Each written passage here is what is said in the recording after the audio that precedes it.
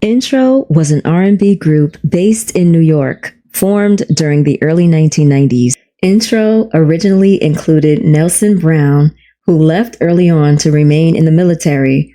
The new lineup featured Kenny Greene, Buddy Wike, and Jeff Sanders. The group's name, Intro, stood for Innovative New Talent Reaching Out. This acronym reflected Kenny Greene, Buddy Wike, and Jeff Sanders' intention to bring something fresh and meaningful to R&B. Kenny Greene was born on January 17, 1969 in Detroit, Michigan, and later relocated to New York City, where he began making a name for himself as a songwriter and vocal arranger. He met Buddy Wike while both were serving in the United States Army at Fort Bragg in North Carolina. After their time in the military, in a brief split, they both returned to New York independently and kept working together in music. Through mutual connections, eventually they met up with Jeff Sanders, which completed the trio. When it comes to music, I first was involved with the hip hop scene, dancing and hanging out hard. That dancing ended up getting me a gig in Japan with three of my homeboys. Yeah. I told my parents I wanted to go to Japan. This guy offered to pay us each $1,500 to go there for a week.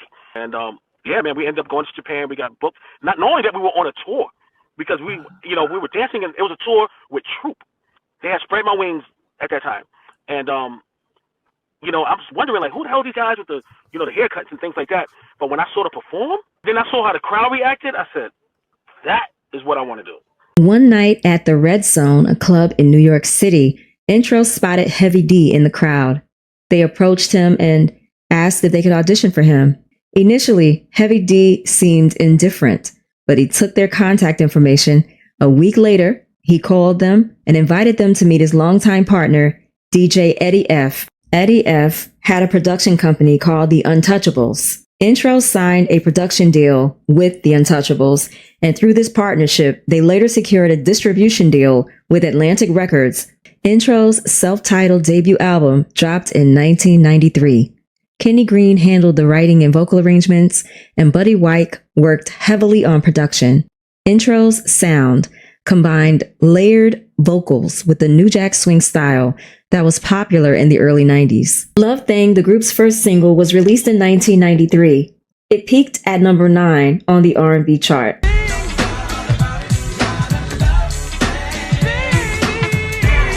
The next release, Let Me Be the One, was the group's highest charting song. It reached number 2 on the chart. Come Inside followed, and climbed to number 9. Their final single from the debut project was a cover of Ribbon in the Sky, originally performed and written by Stevie Wonder. Intro's version of this song peaked at number 11 and became a regular part of their live sets. Intro's self-titled debut album went gold and helped the group to stand out among the many male R&B acts of that era. The following year, Intro received a Grammy nomination for Best R&B Vocal Performance by a Duo or Group at the 36th Annual Grammy Awards. Between albums, Intro recorded Funny How Time Flies, When You're Having Fun in 1995, and helped to keep Intro's name in rotation while they were preparing new material. Intro was moved from the Untouchables deal and acquired directly by Atlantic Records. Intro returned in 1996 with their second album, New Life. This project had a different feel and showed how their musical style had changed. It included songs like Feels Like the First Time, My Love's on the Way, and a second version of Funny How Time Flies. This album wasn't as successful as their debut. Atlantic Records really didn't know how to market the group. While there was never an official breakup and they continued to work together throughout all of those years, Intro gradually stepped away from the recording studio. After the release of New Life in 1995, Kenny Greene continued his work in the music industry. He contributed to Soul For Real's debut album, Candy Rain. Additionally, in 1998, Kenny appeared on Cameron's debut album, Confessions of Fire. Kenny Greene's health quietly became a concern during this time.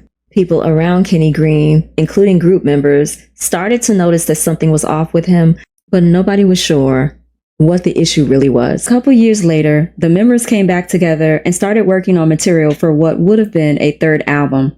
During that time, Kenny told Buddy and Jeff that he was HIV positive, and he also was open with them and came out of the closet. Got back in the studio to start recording the third album, and Kenny sat me and Jeff down and told us that he was sick. He was going through a lot of personal stuff. Everybody knows the story. It's not my business to put it out. Again. Right.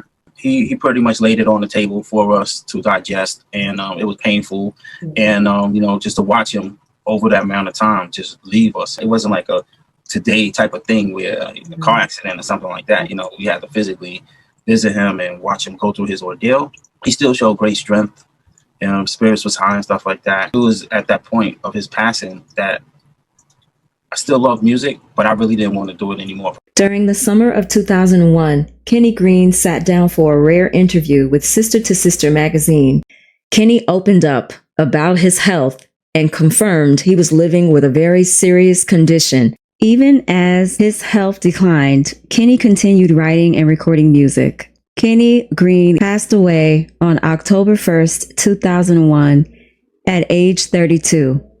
Kenny's mom, sister, and brother did not attend the funeral. Kenny's mother struggled to accept him and kept his diagnosis hidden from the rest of the family. Friends and studio associates organized Kenny's funeral service. He was honored by the United States Army and buried at Calverton National Cemetery in Long Island. After Kenny's death, Buddy and Jeff kept the intro name going. They continued to perform under the name Intro with new singers. Every show included a tribute to Kenny. In 2015, Intro released the single Lose Control, marking their return to the music scene after Kenny's death. As of 2025, Teo Soprano, formerly of Dru Hill, joined Intro as the new lead singer alongside the original members. The group has been actively promoting their new lineup and engaging with fans through social media. Buddy and Jeff continue to perform and speak about Kenny's talent and influence on their work. Kenny's voice lives on in the music that they made together and separately, and in all of the music that he left behind. I believe I got all the facts right. If I didn't, please let me know in the comment section if you have anything to add, anything to say, any words that you'd like to give about your memories in regards to Intro's music. Kenny gave us so much talent. All of the guys gave us so much talent in so little time and left back a legacy. Thank you so much for watching my channel. Make sure you like, comment, and subscribe, and I'll talk to you guys in the next video. Bye.